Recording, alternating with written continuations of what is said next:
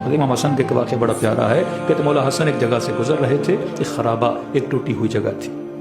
देखा मौला का एक जाने वाला, एक दीवार है, उस दीवार की तरफ इसके हाथ में तीर व कमान है और ये निशाना लेके उस दीवार पे तीर मारना चाहता है। कि जैसे तीर मारने वाला था और गोया तीर कमान से निकलने वाला था, तो इमाम हसन ने इसके दोनों हाथों को क्या कर लिया, पकड़ लिया कि जैसे ये तीर को कमान से न निकाले। इसने मुड़ के देखा, कौन? हसन इब्न अली।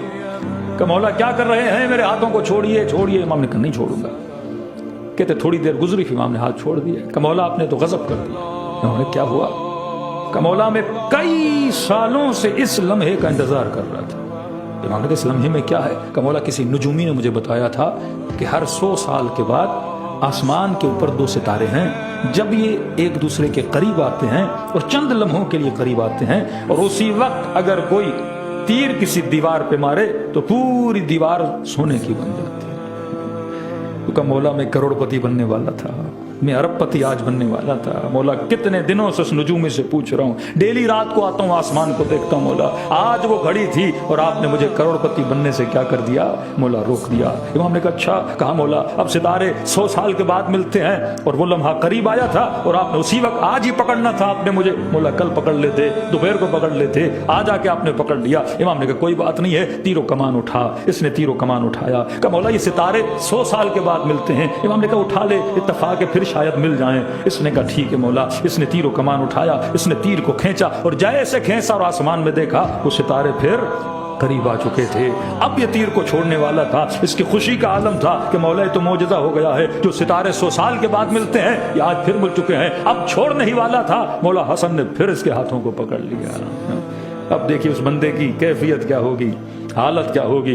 तो अरबपति और करोड़पति बनने वाला था एक लम्हे में, लेकिन मौला बार बार हाथों को पकड़ रहे हैं। कि मौला क्या कर रहे हैं? सितारे आपस में मिल चुके हैं। इतनी देर तक इमाम ने पकड़ा कि वो सितारे फिर क्या हो गए, जुदा हो गए। कि मौला आपने फिर मुझे करोड़पति बनने से रोक लिया, मौला फिर अरबपति बनने से रोक लिया। ये कभी नहीं होता, नुजूमी ने बताया एक बार होता है। इमाम ने कहा चलो फिर तीरो कमान उठा। इसने फिर तीरो कमान उठाया, फिर इसने उसी तरह तीर को खींचा, फिर सितारे आपस में मिलने लगे। इमाम ने फिर इसके हाथों को पकड़ लिया। कहने लगा मौला ये कर क्या रहे हैं? बार बार करिश्मा मौजज़ा हो रहा है, सितारे मिल रहे हैं। मौला ये बार बार चीजें नहीं होती हैं। कहता इसने फिर इमाम ने कहा तीरो कमान उठा। अब इसने तीरो कमान उठाया। इमाम ने कहा तीर को खींच। इसने फिर तीर को खींचा, लेकिन अब जब खींचा तो सितारे एक दूसरे के करीब नहीं आए। इसने कहा मौला ये बार बार होने वाला नहीं है, ये किस्मत से हो रहा था, सितारे मिल रहे थे। इमाम ने कहा कोई बात नहीं, तो तीर को कमान से छोड़ दे, तो तीर को रहा कर दे। कि मौला सितारे नहीं मिले तो दीवार सोने की नहीं बनेगी। इमाम ने कहा मैं कहता हूं तीरो कमान आजाद कर। इसने तीर को कमान से जैसे छोड़ा और जैसे दीवार पे लगा तो पूरी दीवार सोने की बन गई। फरमा हम दीवारों को सोने बनाने के लिए सितारों को मिलाने के मोहताज नहीं है।